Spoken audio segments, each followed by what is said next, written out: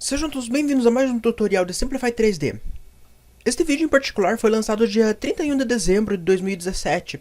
Eu lancei ele junto com o meu especial de fim de ano. Então quem assistiu, assistiu. Quem não assistiu, tá assistindo só agora. Então vamos nessa. Para esse tutorial eu vou estar contando com a versão 4.0 do Simplify. E mais especificadamente eu vou falar um pouco sobre o Single Extrusion. Eu levei um tempinho para aprender a mexer com essa brincadeira, mas agora peguei. Vamos lá no site da Simplify primeiro. Aqui no site da própria Simplify 3D, eles têm algumas dicas do que você pode fazer com a nova versão. Bastante recursos novos, alguns eu já expliquei, mas o que importa agora para nós é apenas esses dois. No review do 4.0 que eu dei há um tempo atrás, eu falei um pouco sobre esse daqui, que ele pega entre os perímetros e completa com uma única extrusão. Isso daqui é o que eu mais estou usando, acho muito bacana. Só que precisa de um certo controle para poder ser usado. Mas o meu foco aqui hoje é mais essa parte aqui. Então, isso daqui é um pouco mais delicado do que apenas uma extrusão interna. A extrusão de perímetro é, como é que eu posso dizer, bem chata de ser feita.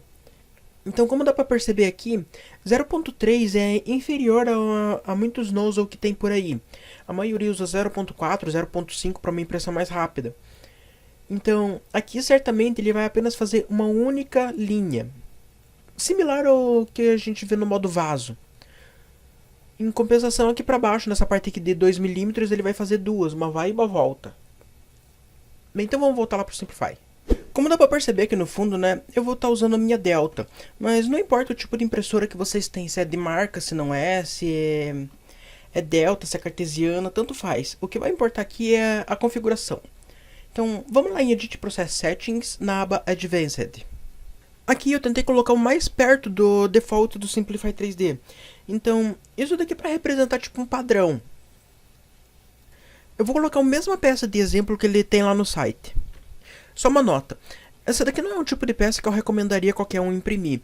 Então, a menos que seja muito necessário você fazer um modelo disso daqui, eu não recomendaria. A peça se trata de uma turbina compressora. Eu não sei exatamente do que é. Mas é.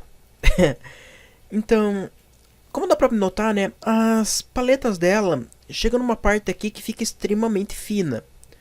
Então, com certeza na configuração padrão ele não vai fatiar. Como deu pra perceber, né? Ficou um espaço aqui em cima. Fora isso, outro problema que também acontece é isso daqui. Ele preenche um pouquinho, para, preenche outro pouquinho, para, preenche mais um pouquinho, daí para, e vai indo. No Single Extrusion isso daqui dá pra ser corrigido. Inclusive dá pra fazer a paleta bem mais fininha. Já que no meio, essa parte quando ele faz zigue-zague, ele poderia também fazer uma única extrusada aqui no meio. Então vamos imprimir essa peça aqui para ver como é que fica.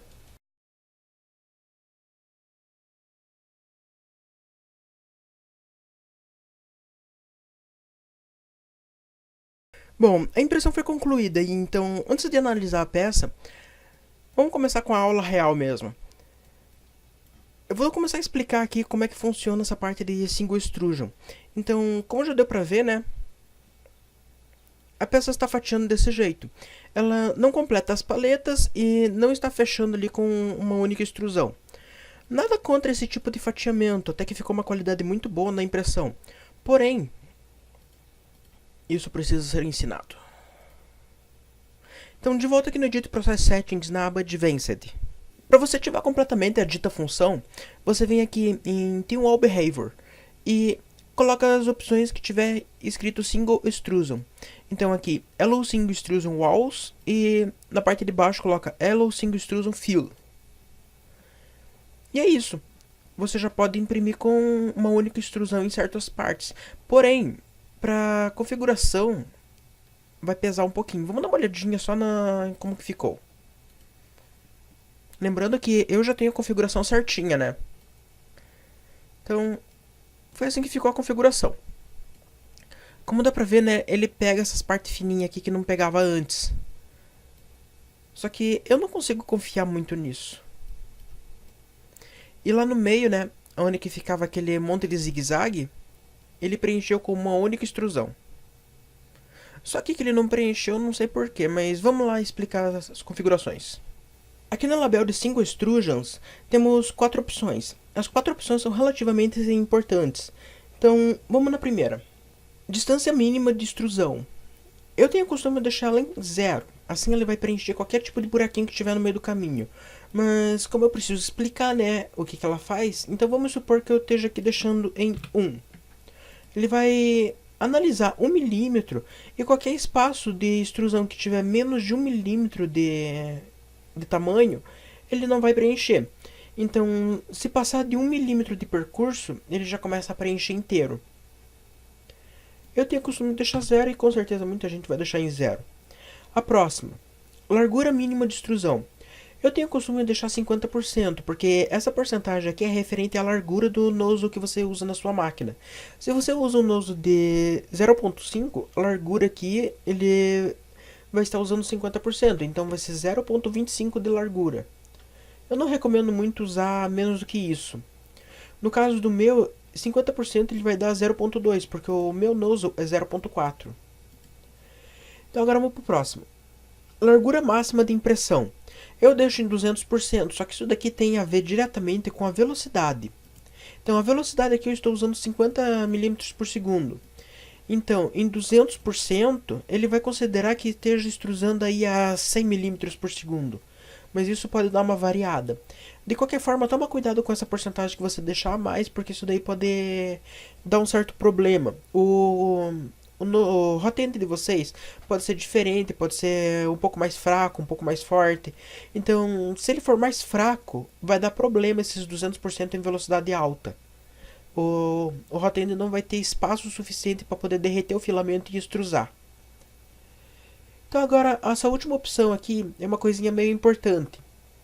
Eu ainda não calibrei ela por falta de tempo mesmo. Mas basicamente, esse final da distância de extensão. Isso daqui ele pode começar e terminar em 0.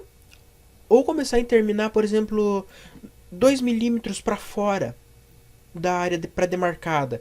Então, vamos dar uma olhadinha nisso daqui. Eu deixei em 2 milímetros. Se eu pegar e fatiar agora, ele vai estar passando uma extrusão simples para fora da área. Pode ver, ó.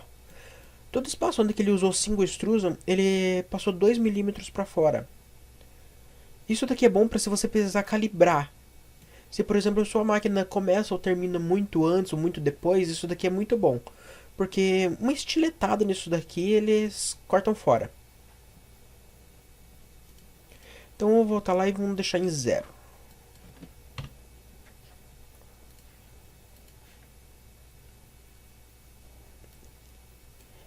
E é isso. Agora eu vou estar mandando essa peça aqui direto para a máquina.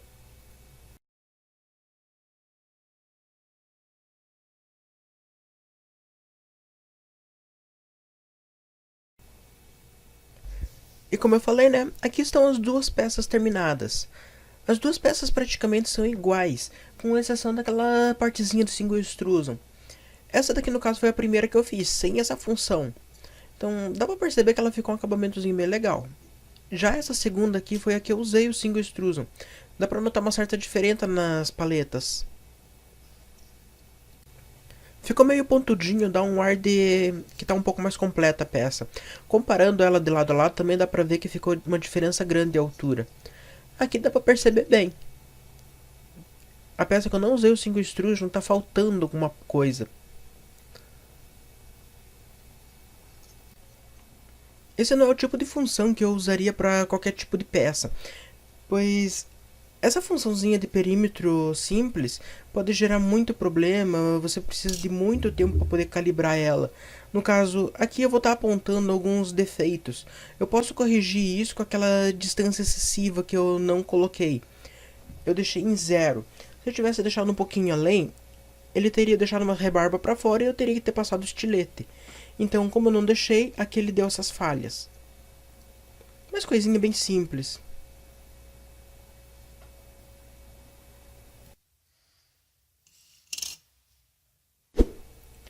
Então, para esse último exemplo aqui, eu não vou fazer impressão. Trata-se de um cortador de biscoito com molde de bichinhos. No caso, esse daqui é um molde de Totoro. Como dá pra perceber, né, ele já tem paredes meio finas, meio irregulares. Isso daqui vai gerar uma bela discórdia com a impressora. Então, vamos dar uma fatiada com as configurações de Single Extrusion.